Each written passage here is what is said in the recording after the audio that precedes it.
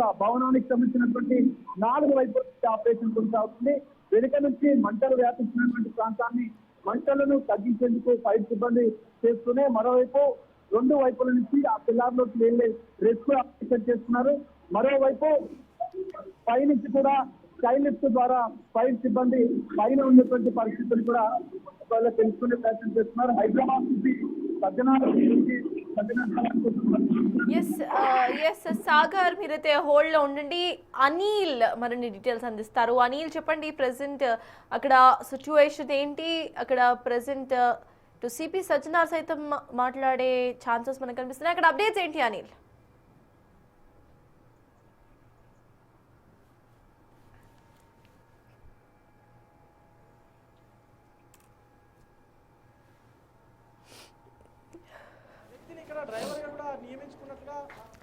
నాంపల్లి అగ్ని ప్రమాదం ఇప్పుడు పెను సవాలుగా మారింది. మనం విజువల్స్ చూస్తున్నాం. టాప్ విజువల్స్ లో కెమెరా 1 విజువల్ లో క్లియర్ గా కూడా కింద మొత్తం సామాన్ మొత్తం కూడా ఖాళీ బూడిదైపోయిన విజువల్ మనకి క్లియర్ గా కూడా స్క్రీన్ మీద కనిపిస్తూ ఉంది.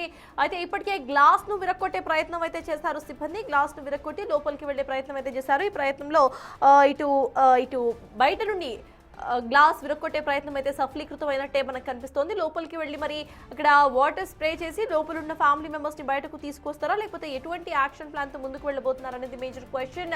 మనం చూస్తున్నాము, ఒక రోబో సహాయంతో లోపల ఉన్న ఫ్యామిలీ మెంబర్స్ ని ట్రాక్ చేసే ఆపరేషన్ సైతం ఇటు ఫైర్ సిబ్బంది చేశారు.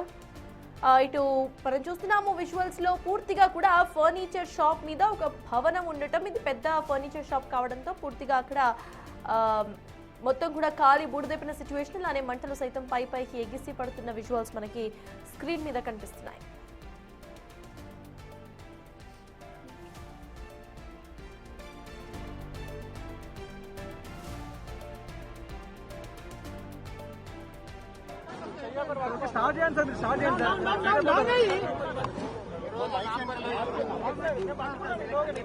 నాంపల్లి మచ్చ ఫర్నిచర్ షాప్ లో దాదాపు 12:30 స్టార్ట్ అయిన మనము మన ఫైర్ సర్వీసెస్ మన మెడికల్ సిటీ తఫ్సీరు మన డీసీపీ అలానే హైడ్రా ఆఫీషియల్స్ అందరూ కూడా మైకల్ కూడా ఎట్లా కింద దాదాపు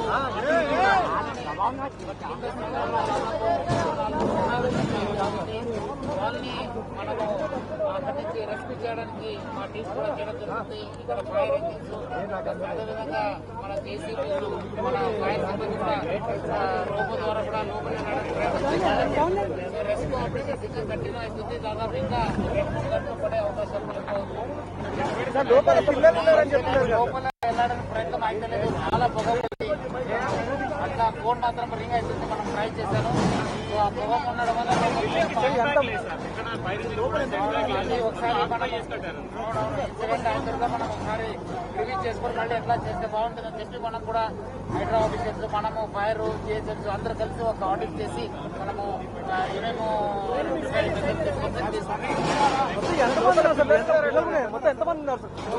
ముగ్గురు ఉన్నారని చెప్పేసి 4 మెంబర్స్ ఉన్నారని చెప్పి తెలుస్తుంది. మన టీమ్స్ లోపల వెళ్ళడానికి బట్ బాగా పొగమన్న వల్ల రెస్క్యూ చేయలేకపోతున్నాం. ఎవరికి క్లారిటీ లేదు అంటే ఇంకా 1 అవర్ పైన పడుతుందని చెప్పి చెప్తున్నారు. మనం అన్ని రకాల మనము ఆ రెస్క్యూ చేయడానికి ప్రయత్నం చేయడం జరుగుతుంది. కింద నుంచి స్టార్ట్ అయింది. కింద కావడంతోనే మనకు బాగా పొగం రావడం జరిగింది. అది ఇంకా అది ఎందుకు అయిందని చెప్పి మనం తర్వాత ఎంక్వైరీ చేస్తాం.